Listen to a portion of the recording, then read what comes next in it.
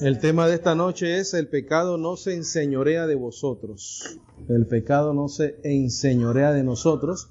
Obviamente la palabra enseñorear es cuando algo es señor sobre la vida de uno, ¿no? No es el señor de nuestra vida, no se enseñorea de nosotros. La razón por la cual traigo esta enseñanza es porque en el ministerio Creciendo en Gracia, que todos conocemos, ¿verdad? Todos en algún momento escuchamos de ese ministerio de José Luis de Jesús Miranda. Ellos enseñaban de que como Cristo quitó el pecado, ellos decían que el pecado no existe. Que ellos decían, no, es que si el pecado existe, entonces no podemos ser salvos. El pecado fue quitado. Entonces, la pregunta de ellos, por ejemplo, el día de ayer, nos visitó una persona muy apreciada por nosotros, y él fue parte de ese ministerio de Creciendo en Gracia, y le dio muy duro lo sucedido, ¿no?, con ellos. Cuando el José Luis de Jesús tuvo su evolución errónea y negativa y hereje de quién fue él, ¿no?, o de quién él decía que era, porque él decía que él era Jesucristo hombre.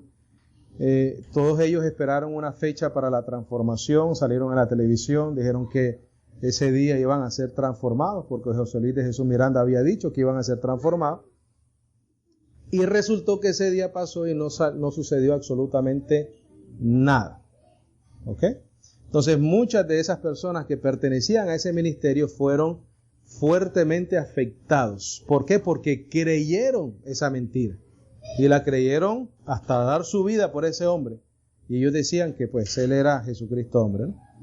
Entonces, el día de ayer, una de las preguntas que me hizo él, entonces él me dijo, no, yo llevo 13 años separado de todo lo que tiene que ver con la iglesia, precisamente por la desilusión que vivió, ¿no?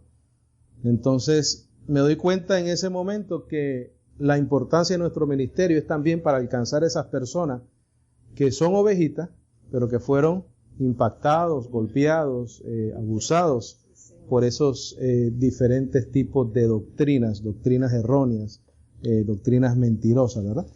Entonces, una de las preguntas que me hizo, y es una de las preguntas que yo he notado que todos los que fueron de ese ministerio hacen, es esa. ¿Tú crees que el pecado todavía existe? Eso fue lo que me preguntó, entre otras cosas, ¿no? Entonces me parece que es importante que nosotros aclaremos la postura del ministerio, obviamente pues a través del Evangelio, Entonces yo quiero que pongas en tus notas, ¿existe aún el pecado? ¿Existe aún el pecado? Y nosotros le dimos la tarjetita del ministerio, esperemos que nos visite. Y si nos visita y nos está escuchando, pues le dejamos saber que lo amamos en Cristo Jesús, ¿verdad? Y que sencillamente, sin poner ni dar nombres, es importante pues usar de ejemplo su pregunta. La respuesta es sí. La respuesta es sí. Ahora, la razón por la cual ellos enseñan o enseñaban, no sé cuál es la postura de ellos ahora, porque ellos han totalmente distorsionado todo lo que enseñaban antes. Ellos se basan en Hebreos 9, por favor ve a Hebreos 9, versículo 26. Hebreos 9, 26. ¿Estamos ahí? Dice el autor de Hebreos, dice, de otra manera, esto es a Cristo, ¿verdad?, le hubiera sido necesario padecer muchas veces desde el principio del mundo, pero ahora, en la consumación de los siglos, se presentó una vez para siempre por el sacrificio de sí mismo para quitar de en medio el pecado. Entonces ellos dicen, tú ves, el pecado fue quitado. ¿Okay? Ahora, escribe ahí por favor, quitar del medio el pecado es igual a, o se refiere a, su efecto en nosotros. Cuando él dice quitar del medio el pecado, está diciendo que él quita de en medio el efecto, el señorío del pecado sobre nosotros. Hay otra parte donde dice que Él regresará sin relación con el pecado. Lee ahí el versículo 26, por favor, del mismo Hebreos 9. Dice, y de la manera que esté establecido para los hombres que mueran una sola vez, y después de esto el juicio. Así también Cristo fue ofrecido una sola vez para llevar los pecados de muchos, y aparecerá por segunda vez sin relación con el pecado. Ellos decían, mira, el pecado fue quitado, el pecado no existe. Porque ahí dice que Él quitó el pecado en medio. Pero lo que te está diciendo ahí es que Él quitó el efecto del pecado sobre nuestra vida. Por una sencilla razón. Porque en este momento, en cuanto al pecado se refiere, hay provisión. El libro de Hebreos nos enseña de manera muy clara que Cristo se presentó una sola vez por el pecado. Una sola vez por el pecado. Quiere decir que hay propiciación, hay provisión, hay sacrificio, un sacrificio perpetuo. Porque la realidad es de que no necesitamos ningún otro sacrificio por los pecados, porque ya Cristo se ofreció a sí mismo. Y ahí dice, no muchas veces como los sumos sacerdotes, sino una sola vez. Entonces no es que el pecado no exista, sino que ya no se enseñorea de nosotros. Es muy diferente. Fíjate que en el versículo 26 él habla de su sacrificio. Cuando dice ahí, viene sin relación con el pecado, quiere decir que no viene a morir por el pecado, porque él ya se ofreció una sola vez. Ahora, ¿existe aún el pecado? Desde mi punto de vista, entendiendo el Evangelio, sí. ¿Cuál era el señorío del pecado? Sencillo, ¿verdad?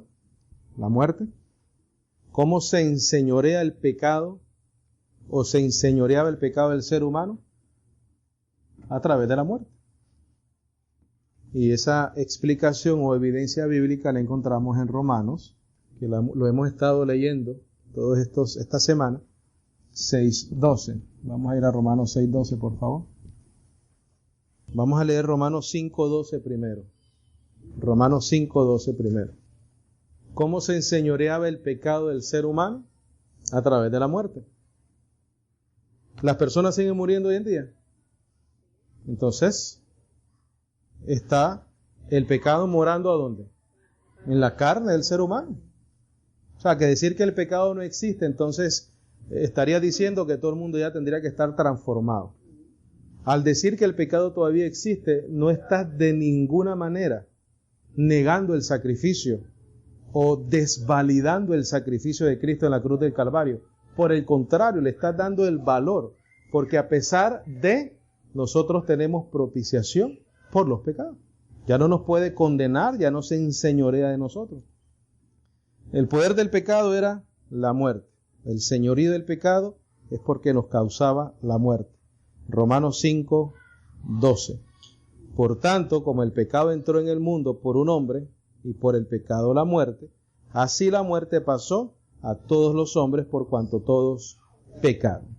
Ese pecado nos causó la muerte física y espiritual a todos nosotros, ¿verdad? A los que son llamados y escogidos, Dios tuvo que resucitarnos juntamente con Cristo. Pero nuestra carne sigue ¿cómo? Igual. Entonces no hay que extremar las doctrinas ni nada por el estilo. Lo que hay que sencillamente explicarlas bien. Vamos a ir a Romanos 6:12 ahora. ¿Estamos ahí? Dice el apóstol Pablo, no reine pues, ¿qué cosa? Bueno, pero si el pecado no existe, entonces ¿por qué el apóstol Pablo está dando ese consejo? Porque entonces no habría necesidad de la advertencia, no habría necesidad de la sugerencia, no habría necesidad del consejo. Pero te dice específicamente dónde puede reinar el pecado. Dice, no reine pues el pecado en vuestro cuerpo mortal. Allí es donde muere el pecado. Pero es nuestra responsabilidad a través del conocimiento y la madurez del Evangelio, que ese pecado que está en nuestros miembros, en nuestra carne, ¿no qué? No reine. Dice, de modo que lo obedezcáis en sus concupiscencias, ni tampoco presentéis vuestros miembros al pecado como instrumento de iniquidad. Bueno, pero si el pecado no existiese, no hay necesidad tampoco de ese consejo, ¿verdad? Pero ¿existe la posibilidad de que un cristiano se deje reinar por el pecado? Claro que sí. La inmadurez, la falta de conocimiento. Dice, si no, presentaos vosotros mismos a Dios como vivos de entre los muertos, y vuestros miembros a Dios como instrumento de justicia. Porque el pecado no se enseñorea de vosotros, porque no estáis bajo la ley, sino bajo la gracia. El apóstol Pablo, nosotros siempre hemos enseñado, porque lo hemos visto a través del Evangelio, que él exhorta o confirma, exhorta y vuelve a confirmarte en la fe. No quiere decir que no te va a exhortar, sí te va a exhortar, pero nunca te va a condenar. ¿Por qué? Porque no estamos bajo la ley, sino bajo la gracia. Entonces él mismo no te puede condenar porque no estamos bajo la ley, sino bajo la gracia. Pero ahí claramente te dice, no reine pues el pecado en vuestro cuerpo mortal. Vete ahí adelantito en Romanos 7, versículo 15, y ahí hay otra revelación importante del apóstol Pablo. Dice, porque lo que hago no lo entiendo, pues no hago lo que quiero, sino lo que aborrezco, eso hago.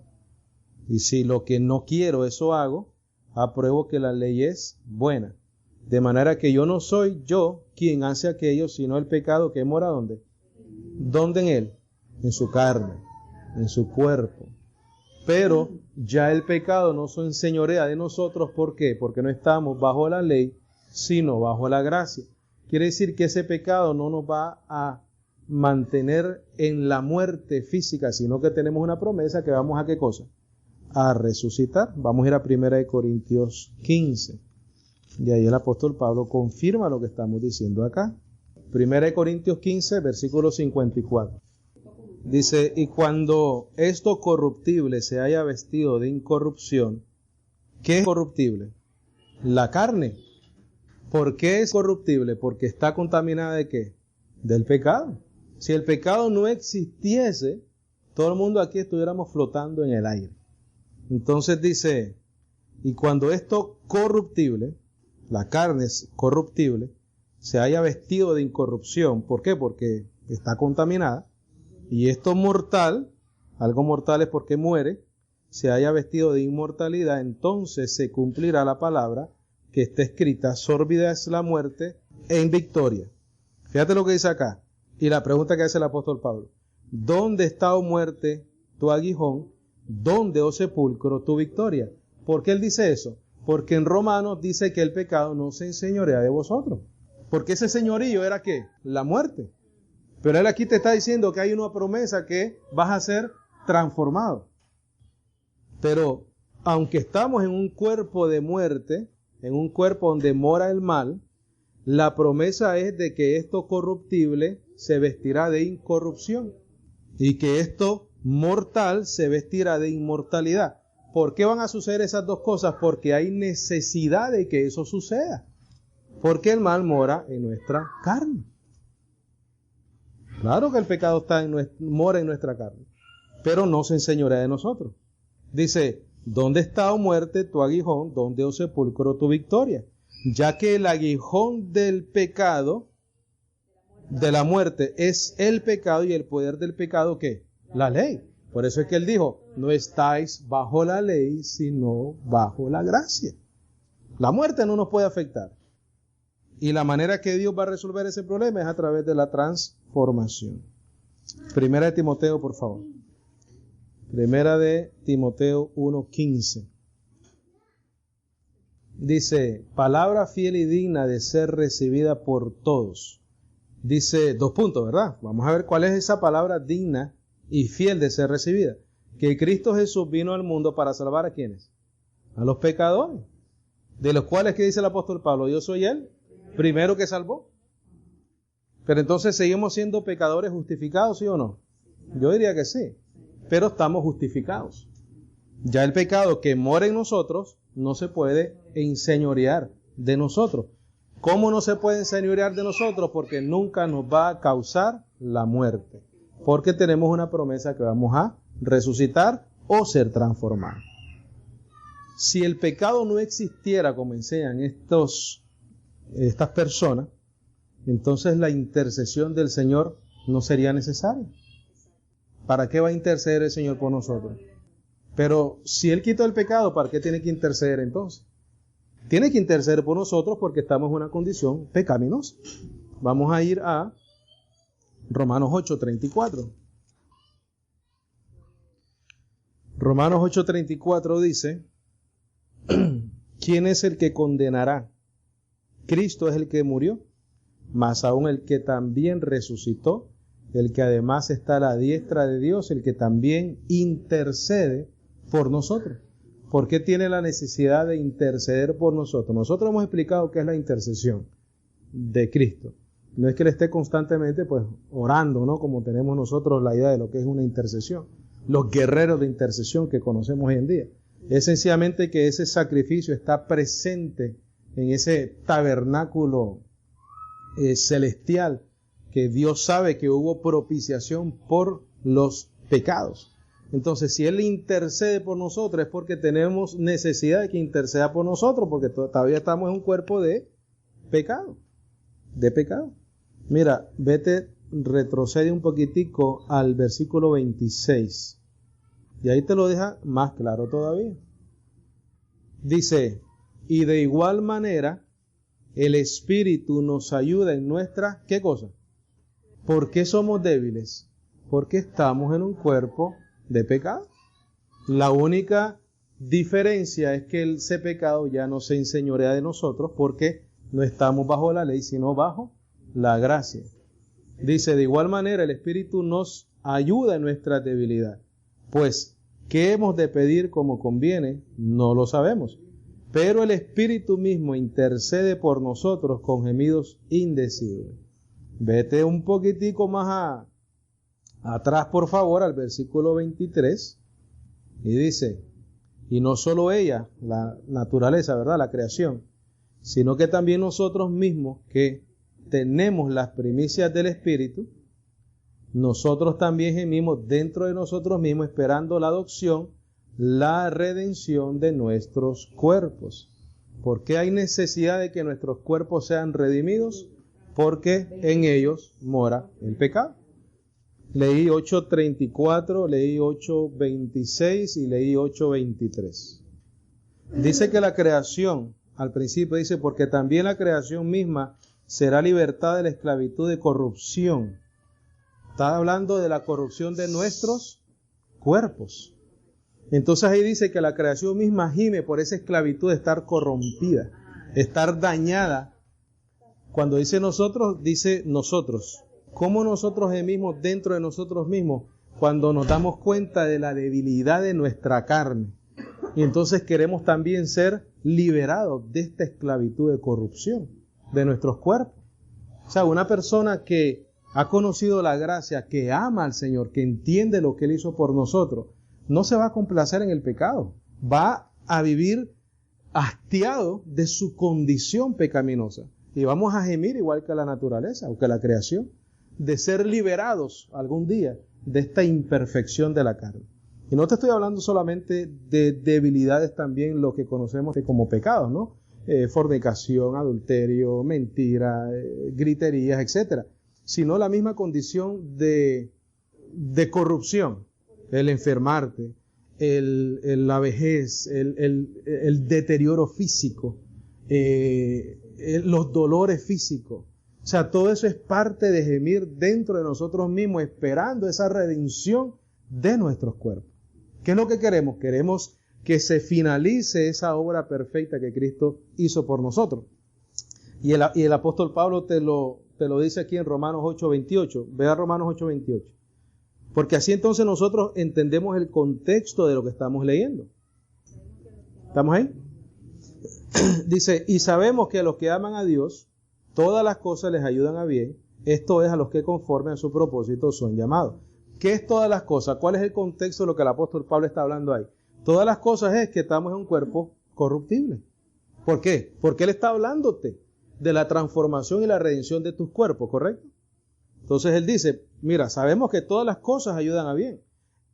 Esto es a los que conforme a su propósito son llamados, porque a los que antes conoció también los predestinó para que fuesen hechos conforme a la imagen de su Hijo. ¿Cuál es esa imagen de su Hijo?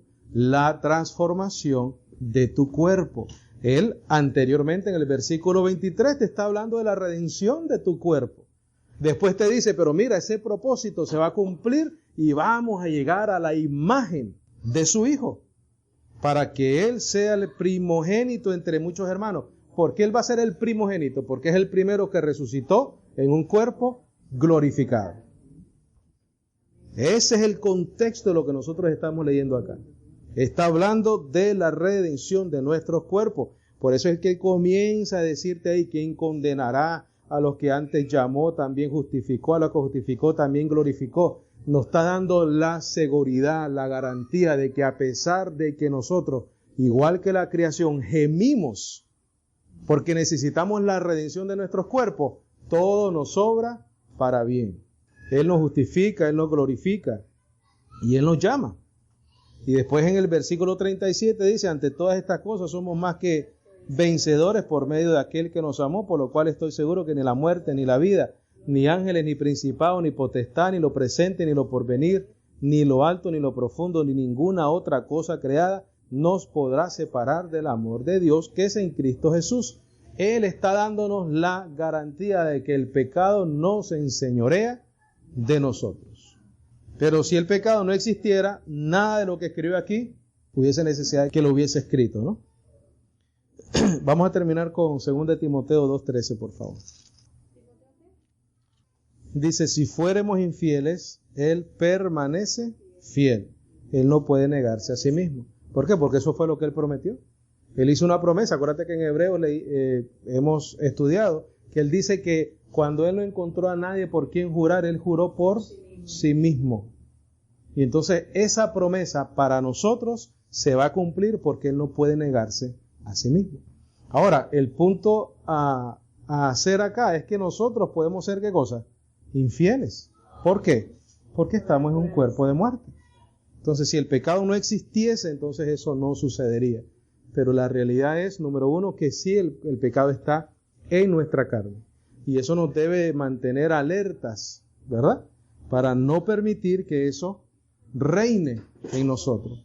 Para nosotros no presentar nuestros miembros como instrumentos de injusticia, sino de justicia. Y que a través de nuestros cuerpos honremos al Señor, ¿verdad?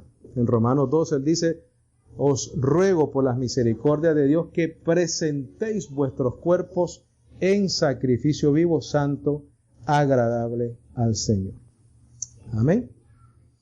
Entonces, en conclusión y contestando esa importante pregunta, aunque el pecado sí se manifiesta todavía en nuestra carne, no se puede enseñorear de nosotros porque no estamos bajo la ley, sino bajo la gracia. Y el fin de la ley es Cristo para todo aquel que cree. Amén. ¿Preguntas? ¿Comentarios? ¿Algo que necesite ser aclarado? ¿Estamos claros? ¿Estamos bien?